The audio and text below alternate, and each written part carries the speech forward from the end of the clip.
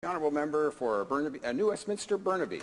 Well, thank you, Mr. Speaker. How ironic. I stood up just a few minutes ago and raised a point of order that you'll be considering, Mr. Speaker, given the size and scope of the fattest, most obese omnibus piece of legislation in Canadian history. And just a few minutes after that, the Liberals moved TA closure to shut down debate. It is absolutely absurd.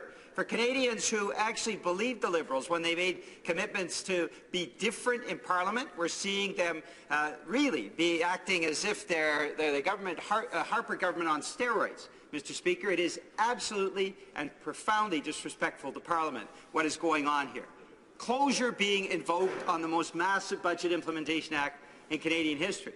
And we know why the Liberals are moving closure. It's because as debate started, Mr. Speaker, we found out that pharmacare is just a study. They're not going to implement it, and pay equity is not mentioned anywhere in the Budget Implementation Act. So isn't that the real reason why they're invoking closure? Because they don't want Canadians to know what is not in the Budget Implementation Act.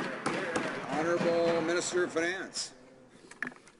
Mr. Speaker, I think it's important for us to be clear with Canadians what we are trying to achieve. What we're trying to achieve is the continuation of the positive economic results we've seen over the last 2.5 years. 2.5 years ago, we were facing stubborn unemployment. We had a situation where the growth rates that we'd seen over the decade before were the lowest that we'd seen since the depths of the Great Recession. What we said we would move forward on is investing in Canadians, investing to ensure that we have jobs, good, well-paying jobs for Canadians and for families to be successful. And, Mr. Speaker, that's exactly what's happened. Through our investments over the last 2.5 years, we've engendered a real change in our economic situation. This bill will continue that approach.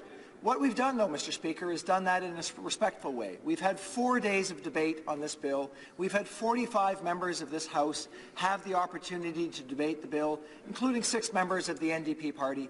We now know that it's best for it to go back to committee so that we can move forward with the agenda that's right for Canadians.